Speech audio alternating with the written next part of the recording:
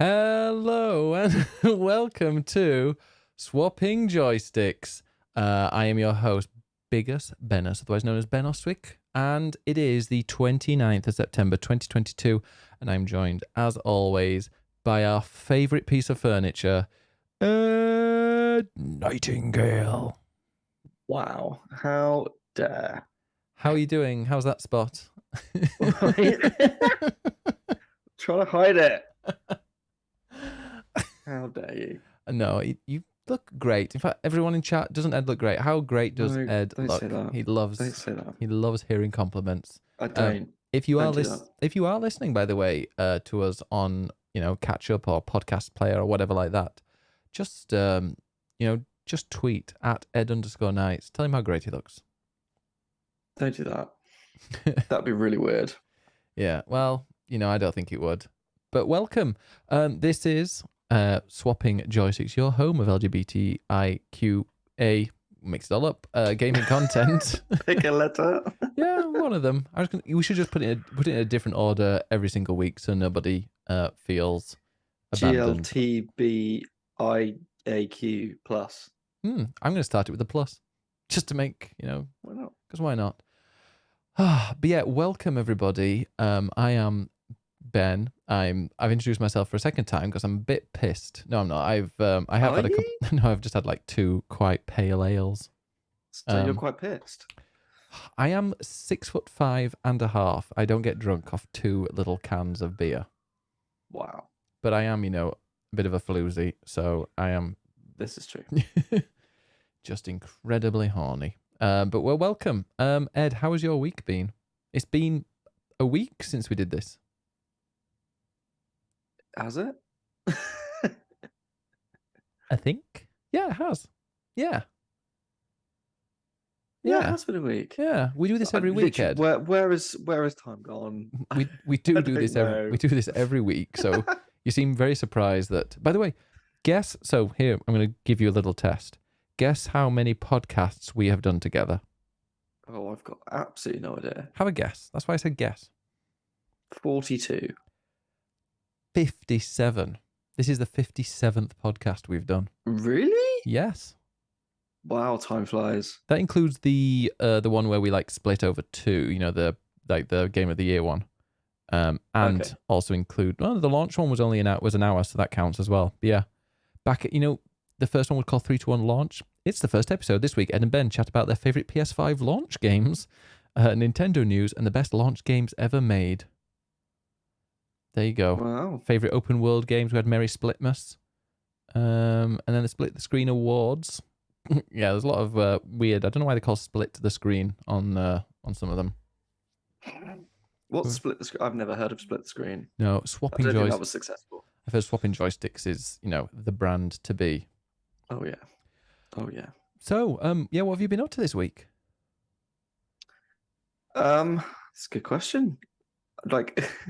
We're doing this a lot later than usual, and I'm like, I don't think my brain's working at this time of day anymore. Yeah. What's happened this week? Not much. It's been a really quiet week, which is nice, needed. We met up, didn't we? Did we? I thought we did. Maybe we didn't. What did we do on Monday night? Didn't we do something? No, I went to the gym and played video games. No, didn't do anything then. I can't remember. No idea. No. I was streaming. Week. That was right. Yeah. No, I was doing. I was playing a game. There you go. I guess the one interesting thing that I've had this week is an article that went up on Monday, which was an interview with Yoshi-P. Yoshi-P. Yeah, what? Exactly. That's with a P, not a T. What did he tell you? Well, I'd love to say that we spoke. I was about to say, yeah. How did he do the translate? Was it was he in the room? Did you actually go all the way to Japan to interview him and speak to him like that, or did you speak to him over Zoom instead? Something bad like that? No, it was just over email, unfortunately. Grinder. So yeah. So yeah, I was offered the chance to ask some questions about the new update, and the Island Sanctuary mode. What do you think of it? I haven't played it. Because this is why one of my questions was why why is that not available to everyone? Like, it's only available to people who are up to date, but it's because it ties into the story, And he which was I like, cut "Oh, out a little bit of the answer for that because it was a bit of a spoiler. ah." So that's fine. So you Um, embarrassed yourself in front of Yoshi-P. Why can't I play this earlier on? Because it's part of the story, which if you'd played my award-winning MMORPG with that includes, with a free trial, it includes the base game of A Realm Reborn plus the award-winning expansion Heaven's Ward to level 60, you would have known. yeah, I would have done. But I have been playing it this week though, and I'm nearly at level 60. So, Oh. you know, I'm nearly there. Nearly at level 60. Well, wait, you're nearly at level 6. Oh, sorry, 1 second. I'm going to put that in front of your face. What do you mean level 6? You're only at level 60? Well, yeah, as a white mage. Oh, God. No, Wow. no, it's fine. Yeah, I'm catching up. All right, I've done 2 nights this week. I mean, we'll talk about what we've been playing in a minute, but I've done 2 nights this week of leveling, and I've jumped up like 5 levels in a couple of nights. So if I put my mind to it, I can do this, and I will get through this game. Maybe not by the end of this year, but I'm going to get through it. It's going to happen. We will see that. We'll see that. I do want to do that because the next podcast, I don't even know how it's going to be. Well, we need to think about that, don't we? Yeah, because for those of you who don't know, I'm going to be moving in with Ed. We're going to be housemates. And that's going to be happening. Well, today is the final stream from here where I am. So thank God. In space. Yeah. Yeah, that's true. Maybe I'll have a better background next time.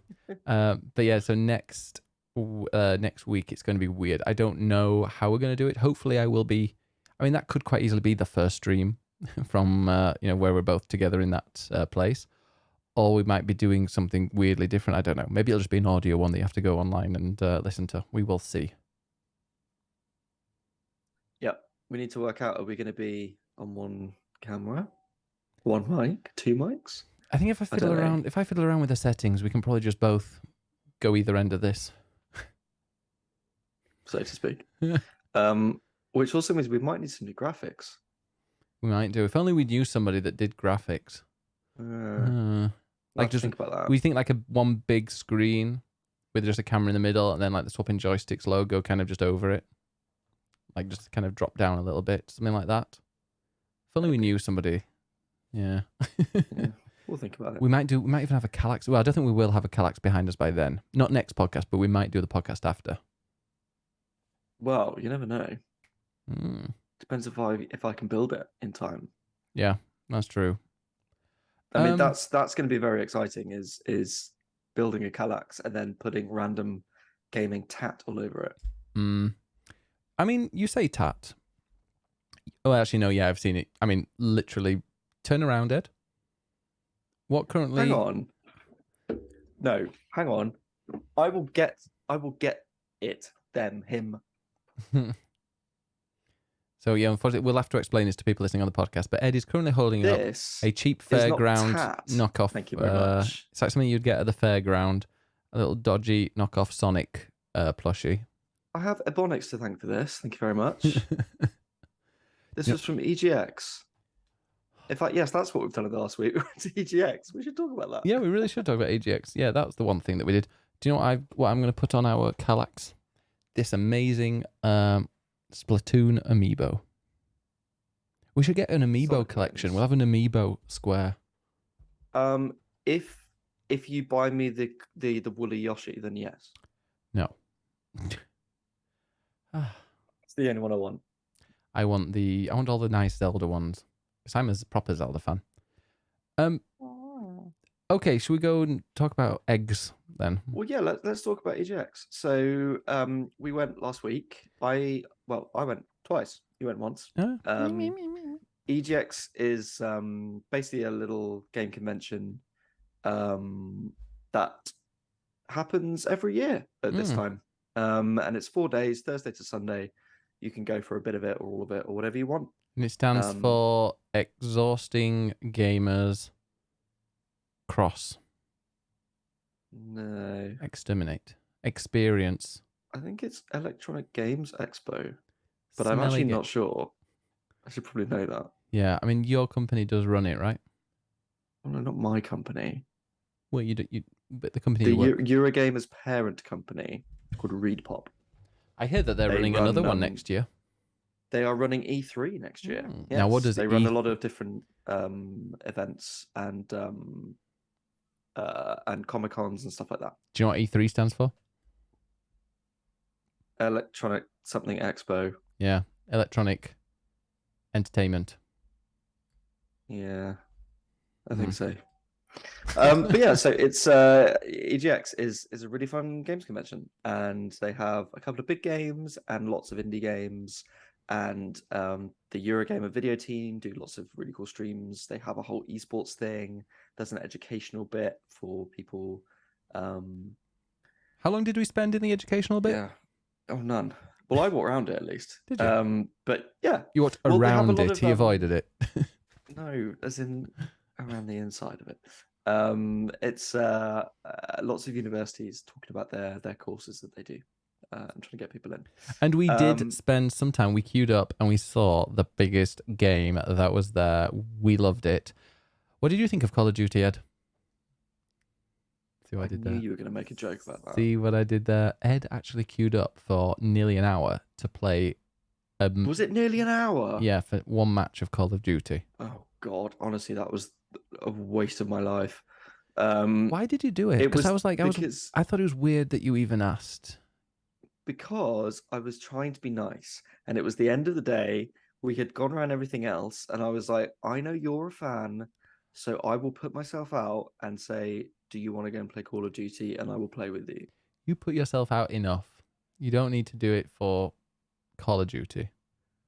I mean, I Well, literally could have downloaded it when I got home because there was the open beta on PlayStation. I mean, that's literally all it was.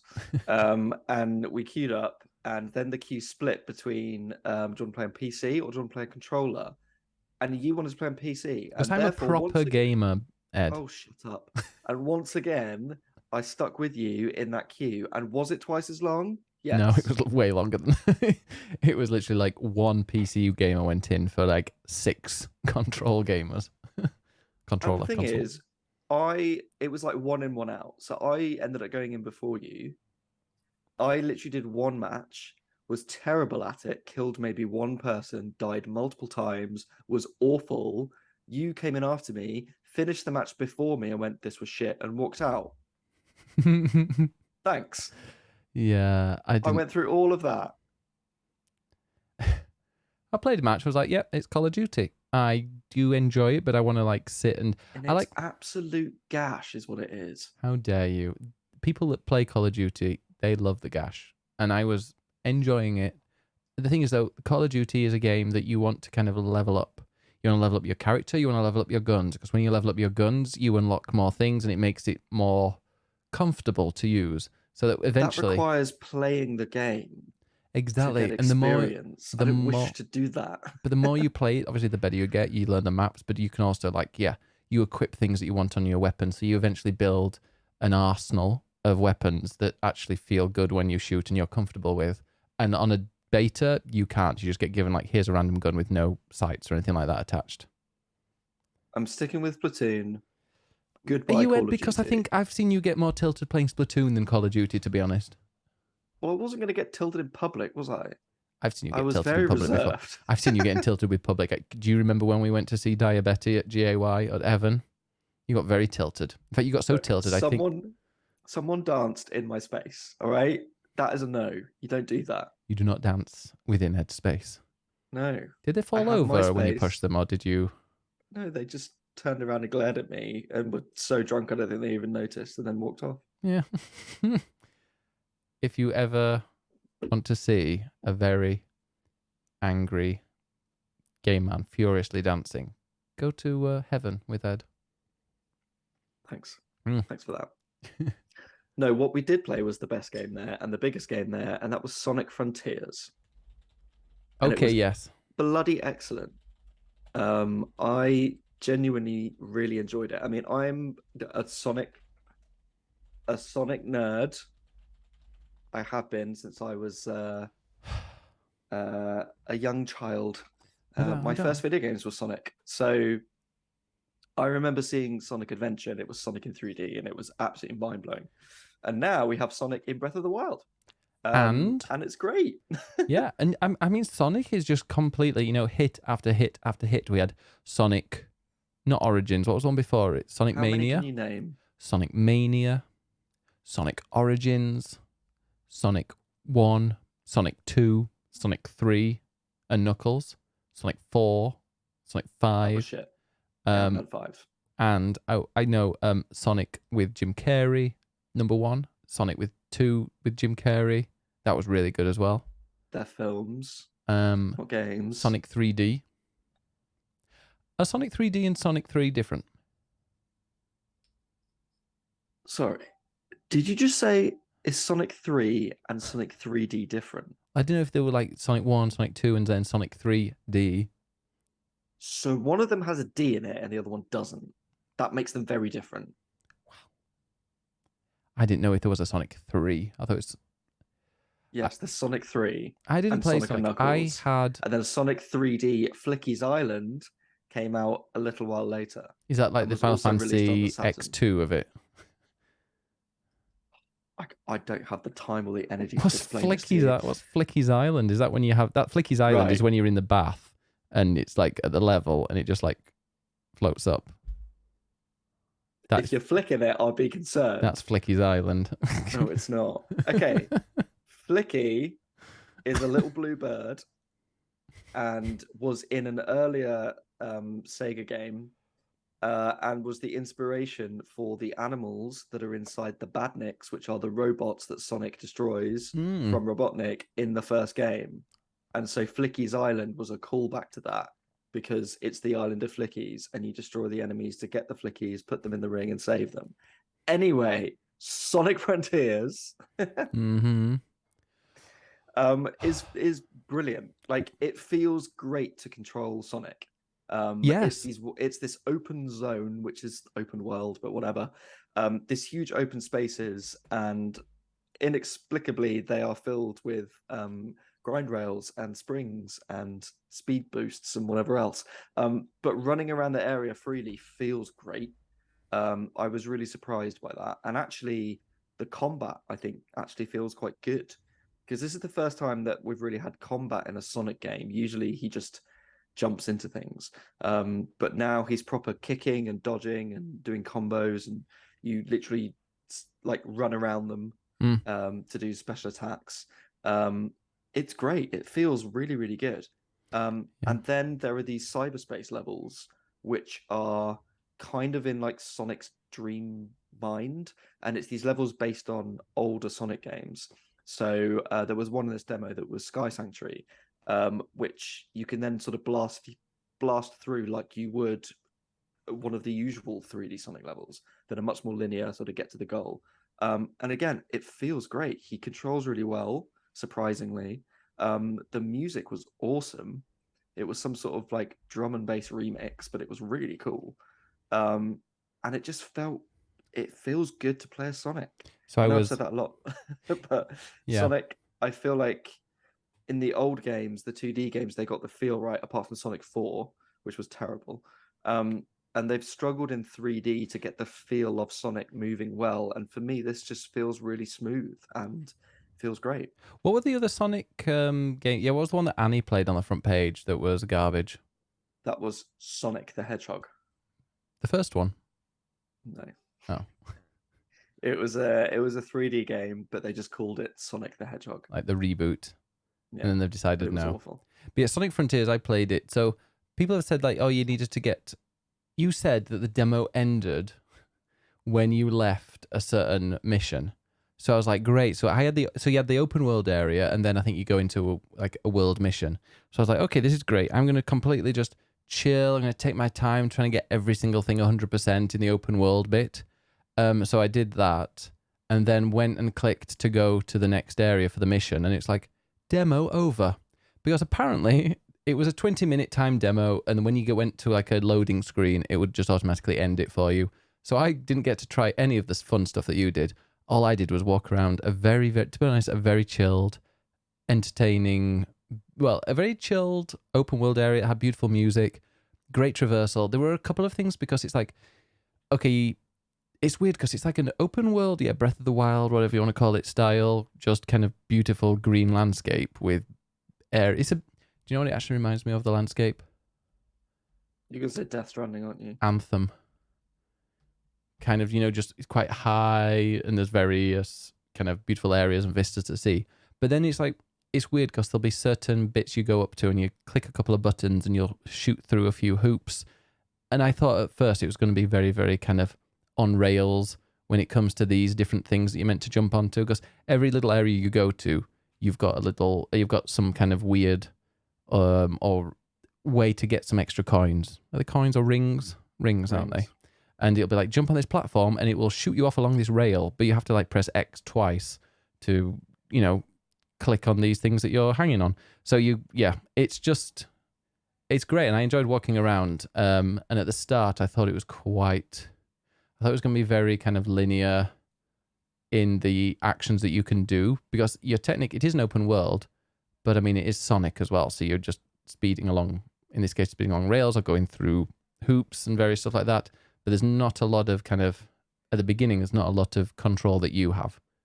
It's kind of, it'll just drag you from one place to another and you have to press X a couple of times.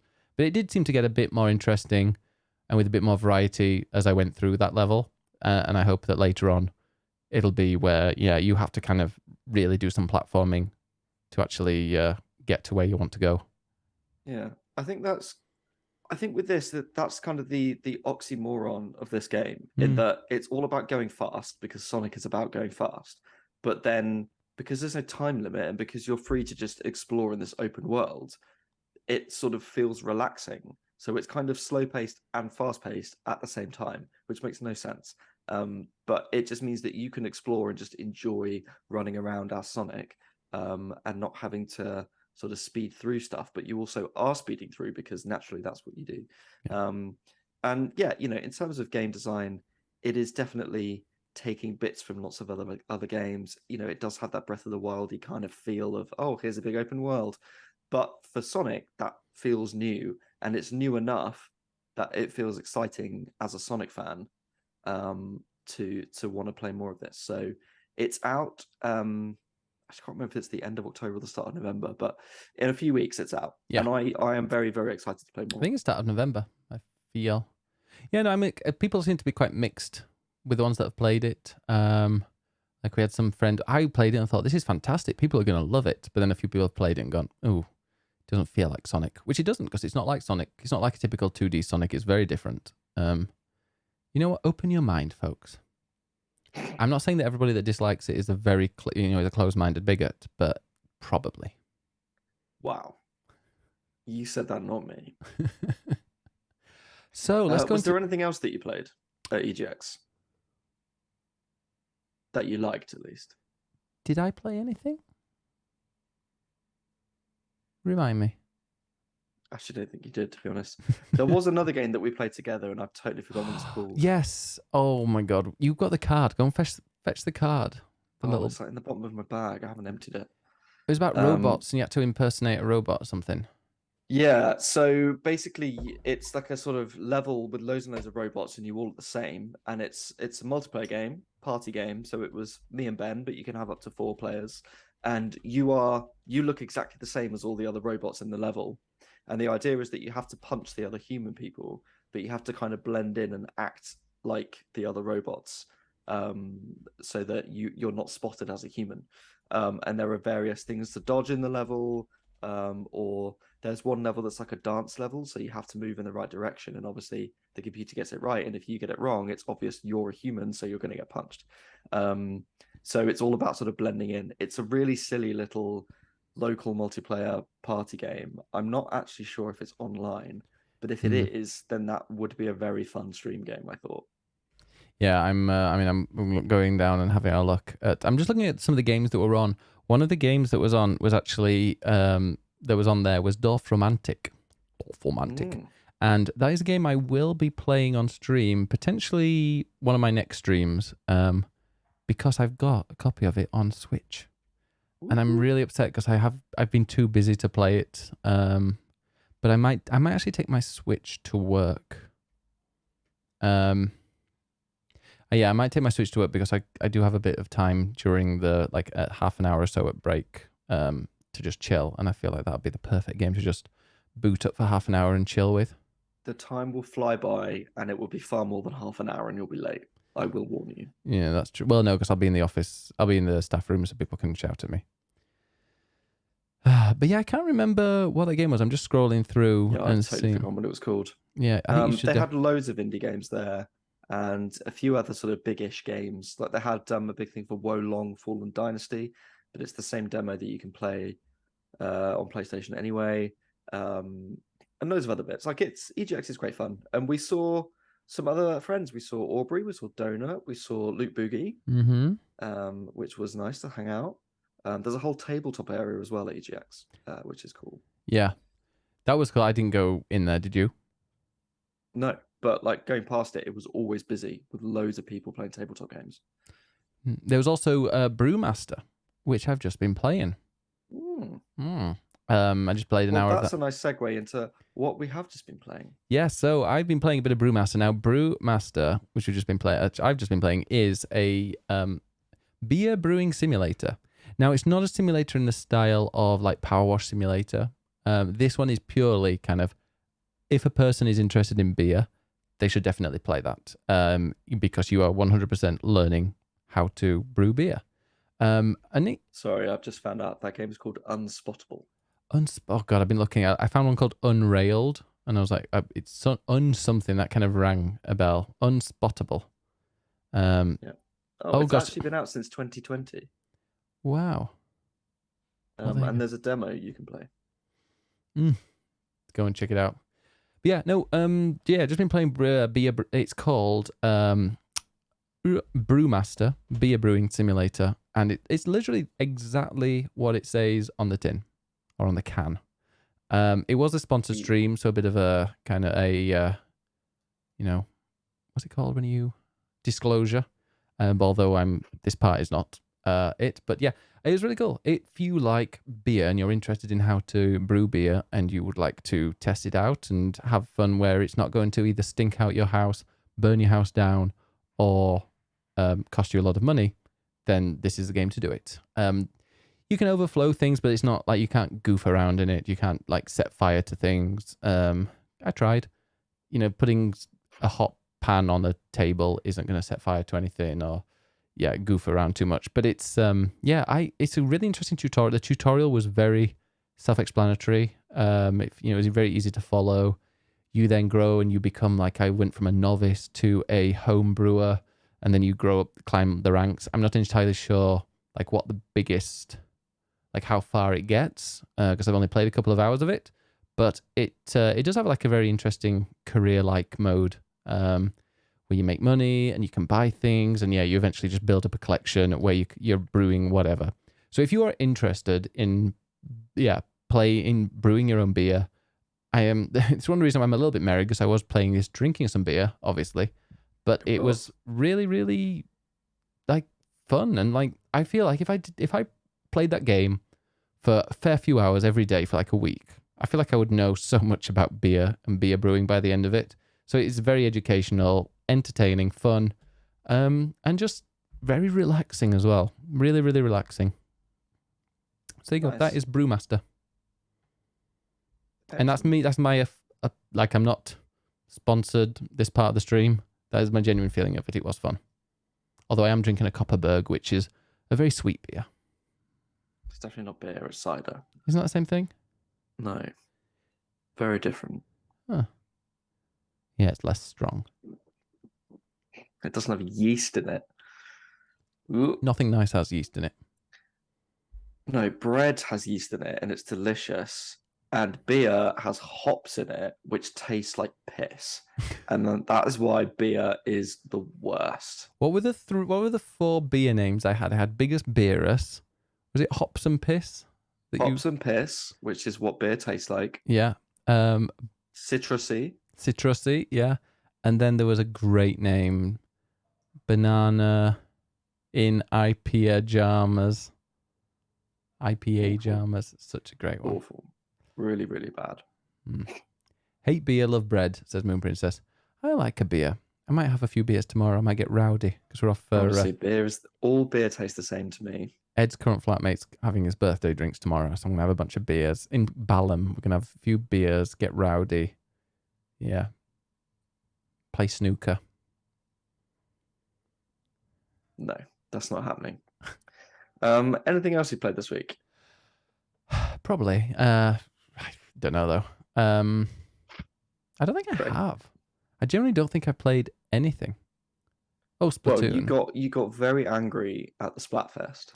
Oh, fuck the Splatfest in the arse with a splintered rolling pin, because that was a fucking joke. You've never seen me get really tilted, have you, playing a game? Tilted is your favourite word today, isn't it? It is tilted. Pissed off. I was so angry. Yeah, I was scared for your Switch. So it was the Splatfest, and you play and you defend and you represent your team. I picked fun because I'm always down for fun.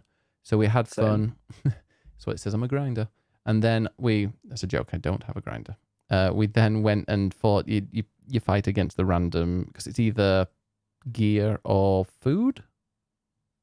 Gear, grub, or fun. Yeah, gear, grub. So gear against gear or grub, and I had like 9 matches, and like 7 matches in, we lost every single one. And we lost every single one by quite a bit, even though I was like coming first or second. And I was just getting so angry. Thing is, why we weren't playing together, I'm not sure, but I was sat on the sofa next to you, but was playing on the screen with my Pro controller as opposed to on handheld. Which just get me more pissed off. I was winning almost every match. Which wasn't helping my mental state at that point. No. I was just like, yes. I shouted out a few things that, wouldn't be allowed on Twitch. I might have said the C word a couple of times. Yes, yeah. Definitely. Arsehole, I think, is my favourite. You absolute arsehole. Yeah, that was quite... comes out of your mouth a lot. Yeah. Oh. It was, the C word, citrusy. There were lots of... I was like, how can I play like 7 matches in a row and lose all of them?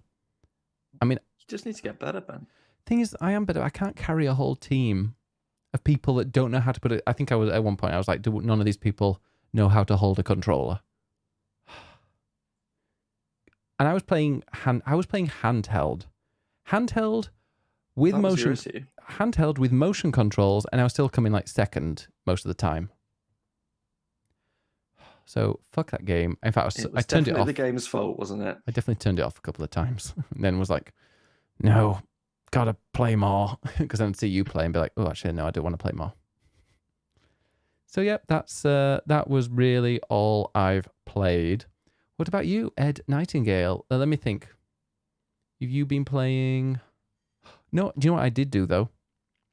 One of my sponsor streams. Well, I had 3 sponsor streams for a thing called a WD Black, which is the only official the only official internal SSD licensed by Sony for the PS5. So I've added an extra terabyte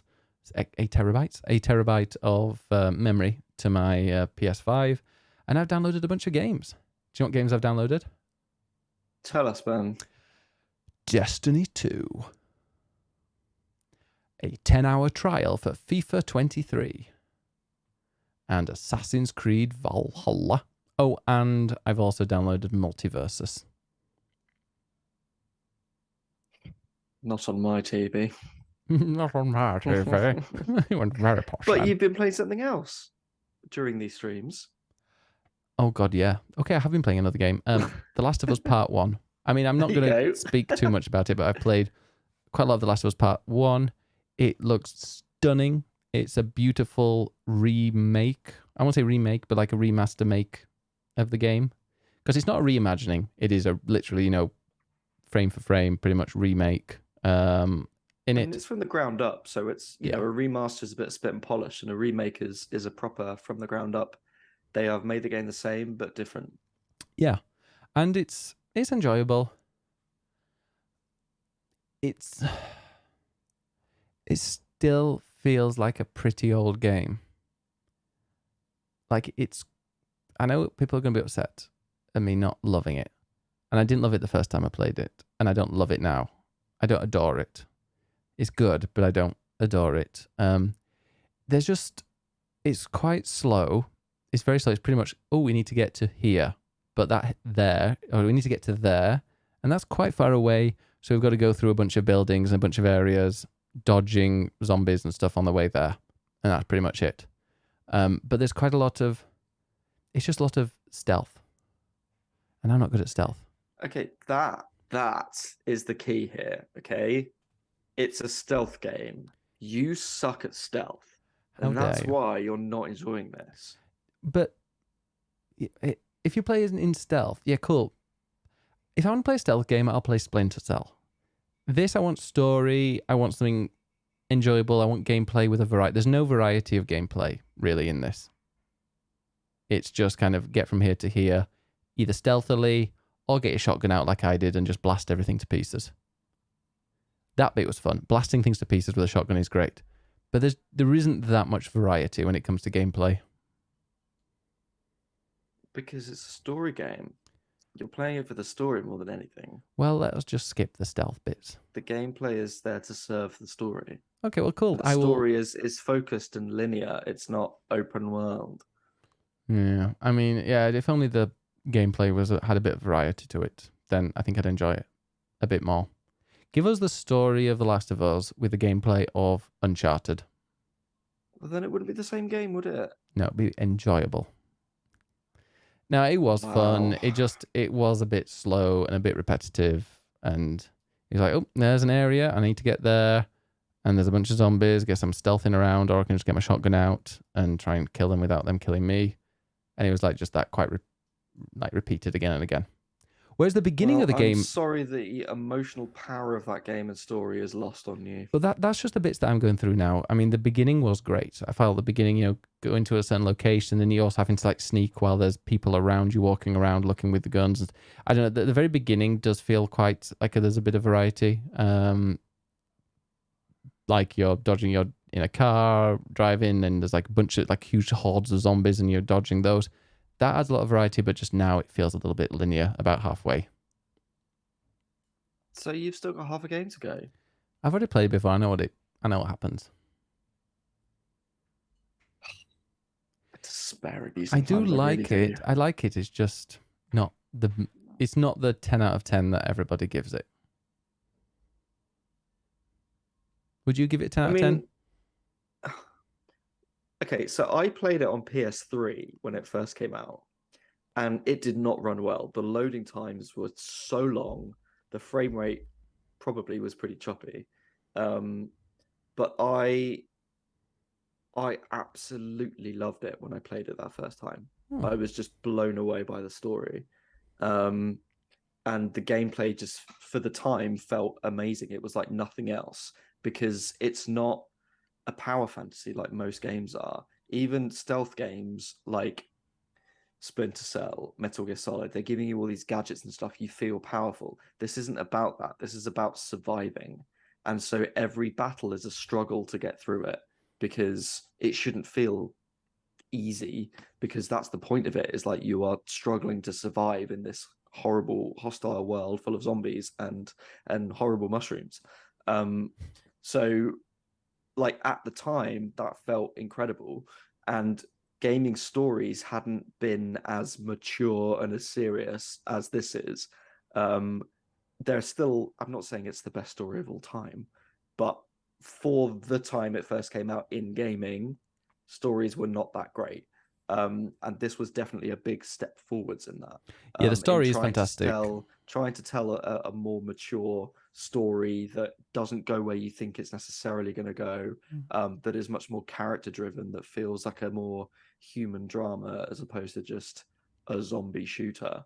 I then played it again on PS4 with the remaster, and I still really enjoyed it.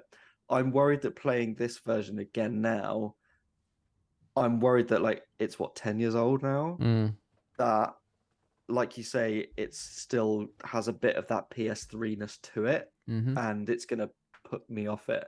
because as much as I'm sure it looks pretty and the animations are improved, I am concerned that it's still a very old game. The gameplay, and I don't want that. I don't want my vision of the game ruined. Like sometimes you play through a game once and you're like, I'm happy with that, and I don't want to play it again because I don't want that vision changed in my head. The movement mechanics and the shooting mechanics are, dated. They feel great. It's just like what you're doing in each area that just feels a little bit repetitive, which during the PS3 was completely fine. I just find it. I think we've moved on a bit now. What have you been playing, Ed? Because we're not doing a long podcast today because I've got to actually upload it and edit it and stuff like that, and it's already 10:20 at night. All right. So tell us. Come on. You're the one who's been ranting for the last half an hour. Well, you did ask my opinion. Yeah. You did remind me of a game that I've been playing. Go on, concise, Ed. Think of this as one of your articles.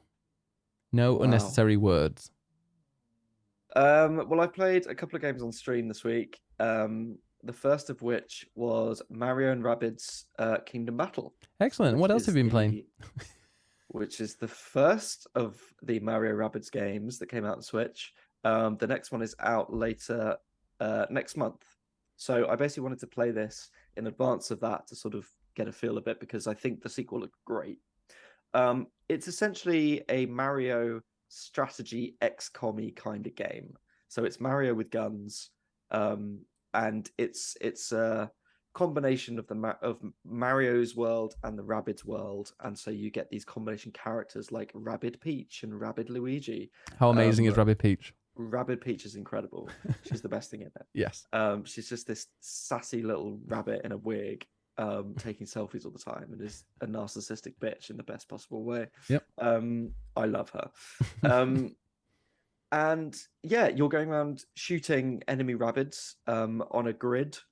And it's like a strategy battle game, which you wouldn't expect from Mario.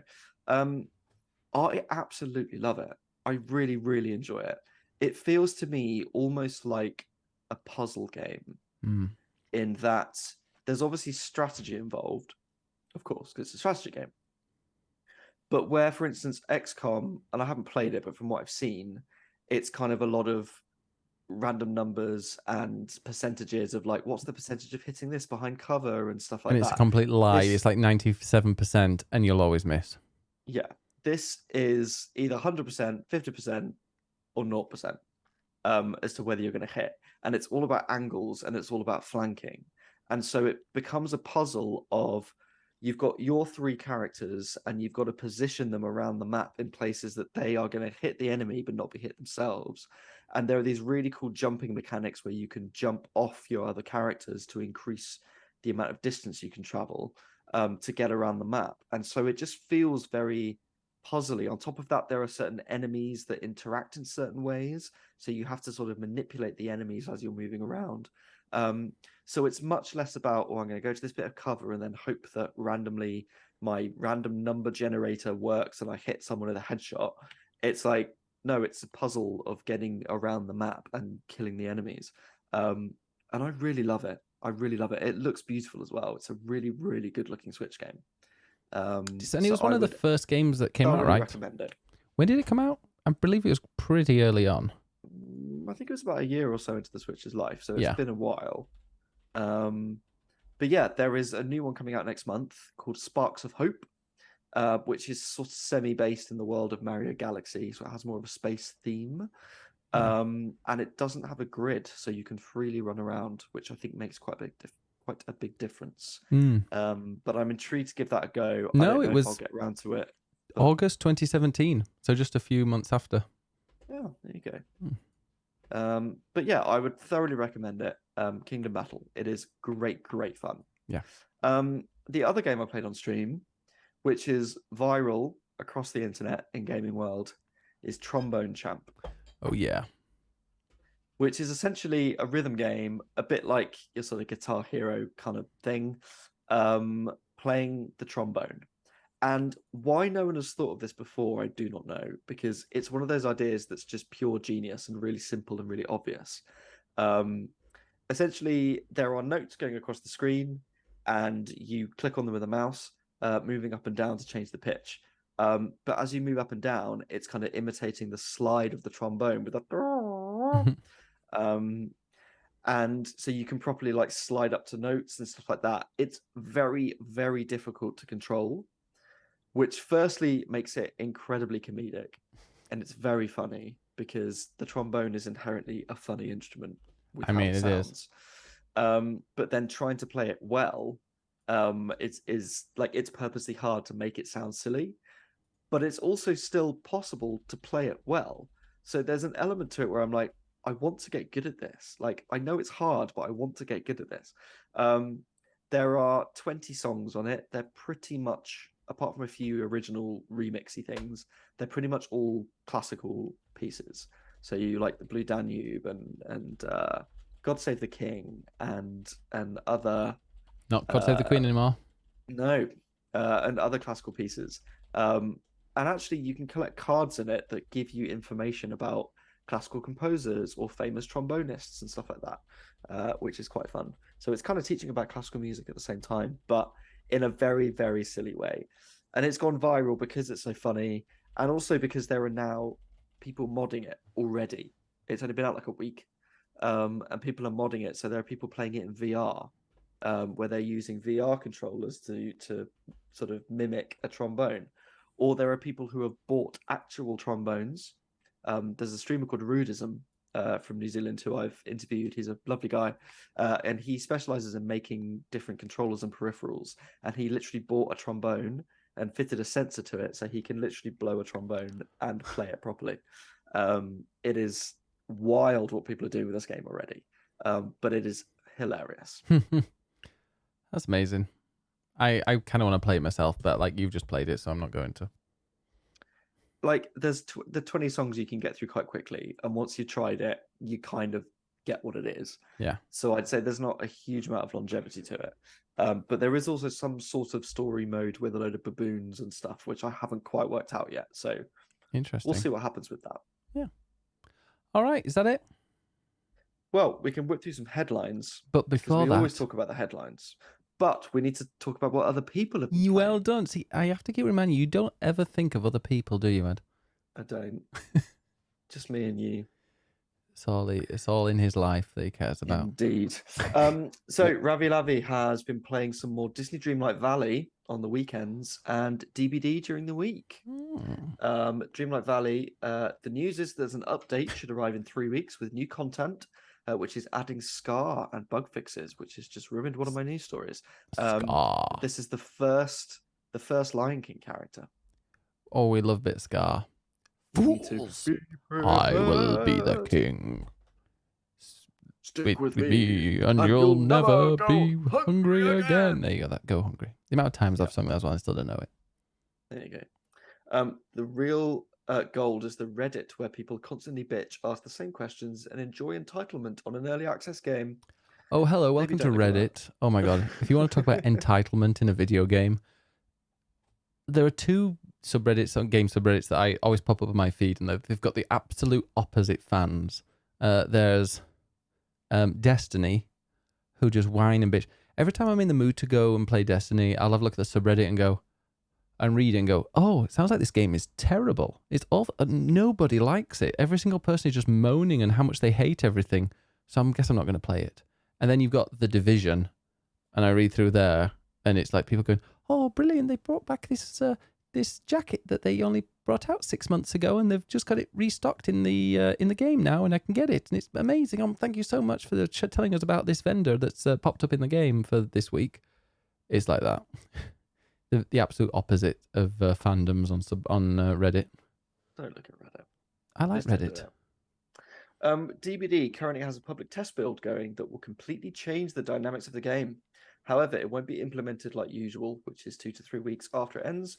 I think it's a trash change, but others like the idea and others hate it. Quite polarizing. I don't know what the change is now. They've been tweaking a lot of the perks, so I'm guessing it's around that. But yeah, there are a lot of changes with DBD. Okay. Clues. Atomic Ops is still my main brain empty game. But he's back on Grounded as they finally gave a full release after the years in early access. There is actually a semblance of story now, and some recipes and critters are a lot more accessible than what they were a few months ago. That means that my 200 plus hours in my previous save will now be scrapped for a brand new save in the full version. That's a lot of hours. I do not wish to play Grounded because it's full of spiders. And I know that there's an arachnophobia mode and it removes them, but I still just don't want to touch that game. I played it when it on the day one of early access, and I don't have arachnophobia, so I didn't turn it off. And the spiders terrified me. I was like, whoa. They're not just spiders, but they're terrifying in there as well. So whatever it was, whatever they get replaced with will probably be terrifying as well. Clues has also been playing Hard Space Shipbreaker. It's interesting. They call it a work simulation, much like power washing, but it's a lot more involved with the cutting and the zero-G flinging of massive ship panels. The background is that you are indentured to a megacorp by crippling debt, and everything you do either pays off the debt or is adding to your debt. It has promise, but sadly, I don't think it works for me like how power washing just took over my life. I do kind of want to play that at some point. I think it's on Game Pass. I think. Amanda just finished playing Lost Words, and it was beautiful in every way. I watched Amanda play this on stream today, and it was lovely. The art style, the story, the emotion, it was, as Ed said, an emotional journey. I did say that. I also reviewed it. It is on Game Pass. This game is written by... It's what? It is on Game Pass, by the way, Hard Space Shipbreaker. Oh, good. Lost Words was written by Rhianna Pratchett, Terry Pratchett's daughter. Whom you've spoken to. Tomb Raider. Oh. And I have spoken to her, yes. At the BAFTAs. Oh, at the BAFTAs. The BAFTAs. So yeah, I cried, I laughed, I had fun. It was one of the most creative games I've ever seen, using words to create actions and progress the story, which was basically about a young girl experiencing grief for the first time and writing about her experience in her journal, and then also writing a creative story at the same time. Lots of interweaving feelings. Even though I cried a lot, I'd recommend this one a lot. Misbehaving. When I'm not learning to draw, I've been playing Farthest Frontier. Haven't gotten as far as I would like to, but I'm absolutely loving it. You enjoyed that as well, didn't you? What were we talking about? Farthest Frontier.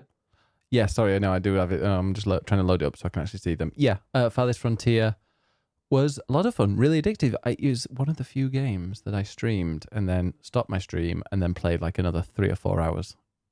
It's addictive, but it's I think it's the beta, so that's I will not play it again now until like the full release and then see how far it goes, because very good fun. I love that type of games. Anno's a great game. And Moon Princess is completely obsessed with Dreamlight Valley, which I think a lot of people are, to be fair. It's a good game. So you're definitely not alone there. I've played a fair bit of Dreamlight Valley. Dreamlight Daddy is a very different game. Yes, that is. Right, let's go through the headlines, shall we? To finish up. Which of your articles are you wanting to promote this week, Ed? Let us know. Well, how many of the articles that you've linked in your document have you written? Well, first, we don't have a document. And secondly, actually only 2. 3. So you played The Last of Us this week. And on Monday, it was The Last of Us Day, which is the anniversary of the release. And on that day, we celebrated, or Naughty Dog celebrated, with the first trailer for the HBO TV show of The Last of Us, with Pedro Pascal and Bella Ramsey. It looks fantastic. It looks incredible. The clicker at the end of the trailer looks just like in the game. It's kind of, in some ways, shot for shot. Like, there are some very similar shots, but they are doing it slightly differently in terms of like chosen actors and things like that. It looks like they're also including Left Behind, the story from the DLC. So hopefully we are gonna also dive into Ellie's sexuality, which will be great. We want that representation. What I'm interested in is how far into the story they're going to go, because they've already said that there are 10 episodes. I'm not sure how... I'm pretty sure it's just going to follow Left Behind and the first game, but how far into that, I don't know. I don't know if they'll go to the very end of it, or if there's a place like halfway. I can... you know what my guess would be? Just a complete guess throwing out there. Yeah. Them arriving at the town center, with the golden dome at the beginning, and then finding out that actually everybody's dead. Spoiler. And then then there's like an ambush, and there's a big fight, and then they escape, and that's it. Possibly. Possibly. But yes, it is. It's out next year. So there's a little while to wait yet. But... Well, we just need to pray that it's not till the end of the game, because that means he'll probably only last a few episodes in season 2. Don't spoil it for people. Maybe. But that's the thing. I think they're going to drag this out. It's a bit, as you said before, it's a very slow story. It's the kind of world that you want to slowly just get sucked into. I think that if this is a success, they will drag it out to another couple of seasons to complete the story. And because a lot of people know the game, they know how it ends. So I think that they will drag that out for a while. So yes. But go watch the trailer. It looks great. Yes. The big news from today that happened just after my new shift finished is that Stadia is shutting down. I can't believe it. Google is fully shutting down Stadia. Any hardware is getting refunded. People that bought it, even the controller. I think so. Basically, Stadia was cloud-based gaming. I'm not surprised that it's failed. Essentially, it just means that you can pay a subscription and just play on your PC, basically. It was garbage. It was utter garbage. Well, it was garbage for 2 reasons. Firstly, and anyone who's tried to play cloud games on the Switch will know, we're just not in a position now that cloud gaming works. Like, internet is not strong enough to support it. The frame rates are dodgy. It just doesn't work well. The other thing is that there's just not enough good games on there. Google weren't investing in original games. They're relying on third parties. Third parties are too concerned with consoles and PC. They're not going to make games for Stadia. The biggest thing with Stadia was you had to pay a subscription and buy the games, and then you didn't get any. You didn't end up downloading it. You didn't have a physical. Yet they were expecting you to pay £50-60 for a game, for access plus a subscription. Absolute. And the free version I did come out after like 6 months. But it was, unbelievable. And like the amount of, like the games ran terribly. For example, when you were playing Red Dead Redemption 2, at the beginning, the game is very kind of like snowy and really dark. And you could see the artifacting. You could see all, like, that's probably one of the first times I'd ever heard someone talk about it when I was watching them. And like it just didn't look dark. It was just like a pale grey when it was black, and like little blocks and stuff. It was awful to play. Yeah. Well, it's dead now. Yeah, you know what? That's Google. Google. I remember every time Google come up with something and then they end up like destroying it and like getting rid of it a year or 2 later. Stadia came out and they're like, oh, maybe this will be a different one. And even I was kind of hopeful that like, no, it's such a huge investment. This is a huge thing. Them entering the video game market. They didn't even do anything with the YouTube integration. I mean, they literally own one of the biggest video site in the world, YouTube. Where was the integration? Biggest. Well, the biggest. Literally, the biggest. Where was the integration that they promised? It never even like happened. How can a company that big, that famous, that popular screw up so much? Yeah. Well, they've got so much money they can afford to.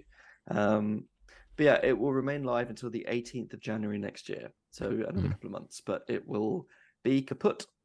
Money says, I think Google just has enough money to test something out and trash it again. They don't put any effort in. They test it and trash it, sure, but there was just no effort. They could have made it work. Had a bunch of exclusive games. I don't know. It was very, very disappointing.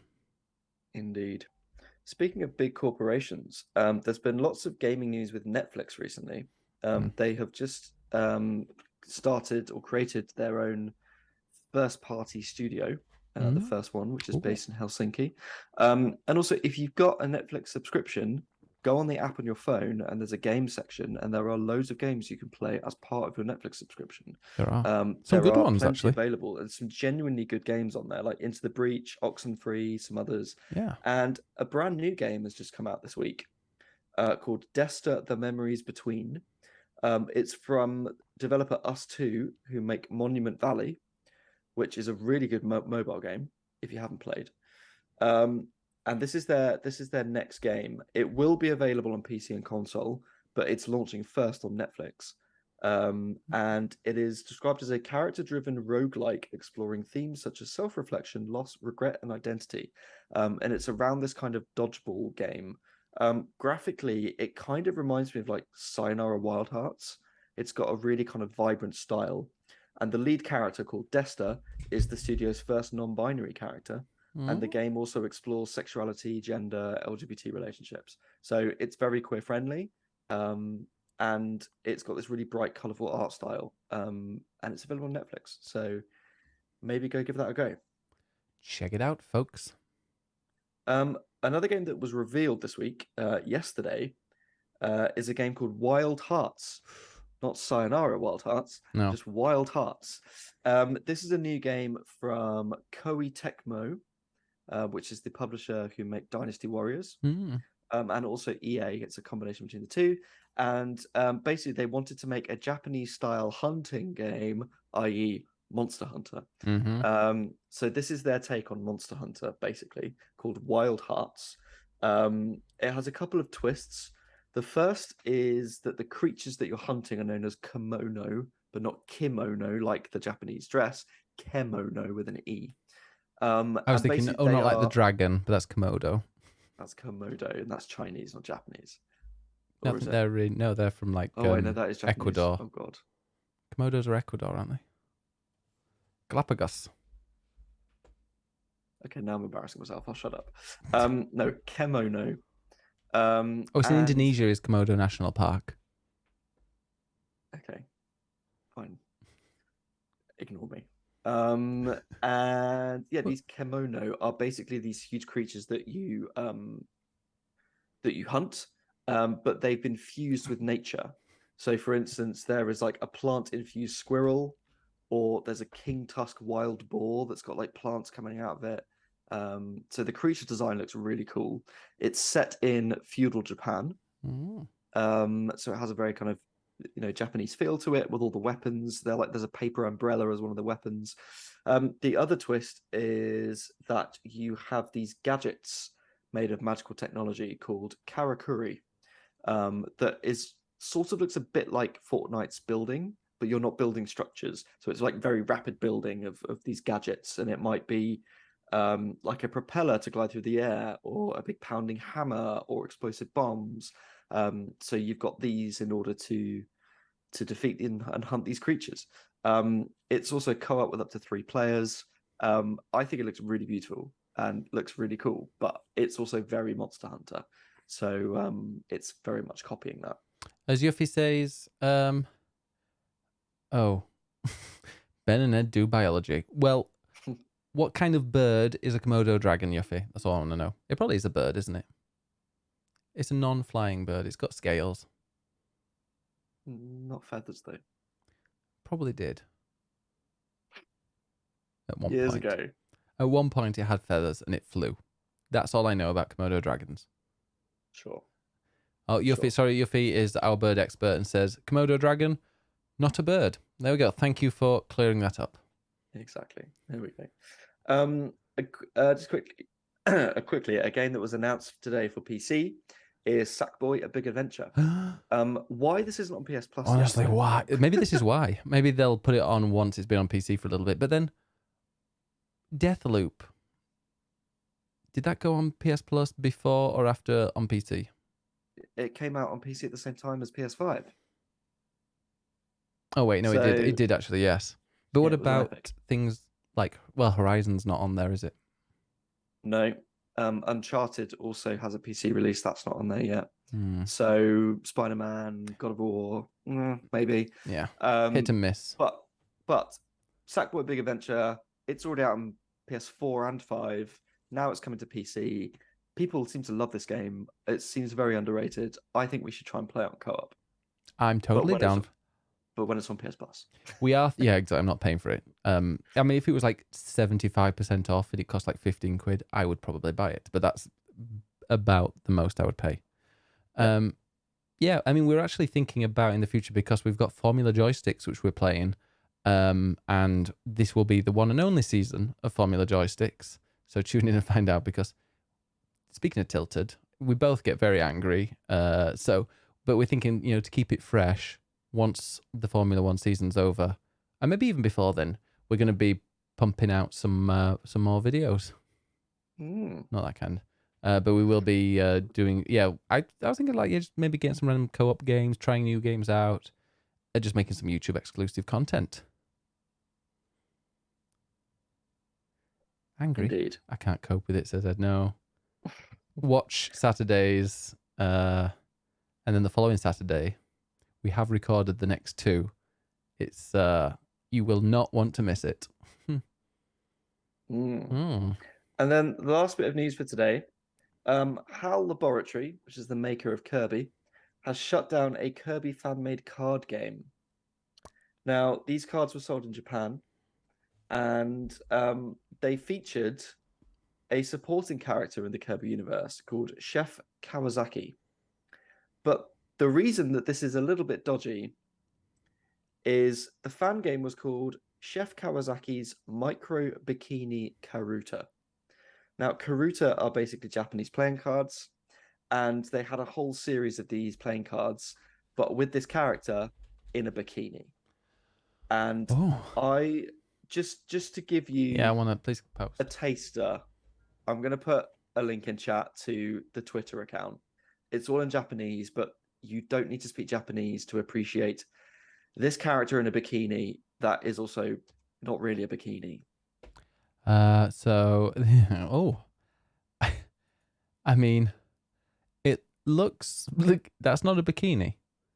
That's definitely bondage rope. That is bondage rope. And there's a lot of Japanese people commenting with things that I can't. Let me click translate tweet. Seashell bikini gets normally excited. Wow. I'm going to post another one. What is the top right of the packing scallop? Oh my god, packing scallop. Where was the last time you packed your scallop? Or scallop? Oh. Did you say scallop or scallop? Scallop. Oh. You say fall instead of fal. No, yeah, scallop. Scallop. Scallop. Yeah. If you want to laugh, go click through that Twitter account, and there are a lot of very strange pictures. So it's no wonder that HAL have taken it down. What a disappointment. All right. Well, I think that's it, isn't it? That is it. All right. This week. Well, thank you very much to everyone for watching and listening if you're on the podcast. This has been Swapping Joysticks. The next episode was going to be very interesting. It will be next Thursday. What we'll be doing, where we'll be doing it, it's, Will it be next Thursday? Definitely. We'll do it we'll record it in person just for the, we'll just upload it to the podcast feed if we have to. Sure. But, go to swappingjoysticks.com. Make sure you subscribe to us on iTunes podcast or whatever it's called, or Spotify, or whatever your RSS feed is, and you'll be guaranteed to have something next time. All right. Well, thank you very, very much for watching. Ed, where can we find you? You can find me on Twitch and on Twitter at ed_nights. Excellent. And you can find me at Biggest Bennis, pretty much everywhere except for Twitter, where I am Biggest Bennis1. All right. Well, thank you very much for watching. We're going to go and send a raid to Jeff. We do love Jeff. Go and send some love over to Jeff Brutlag. Let's do the sign off while we finish the podcast first. Oh, shit. Yeah, we haven't actually finished the podcast yet. Oh, God. Say your sign off thing then. Keep swapping. Swapping what? Joysticks. Oh, okay.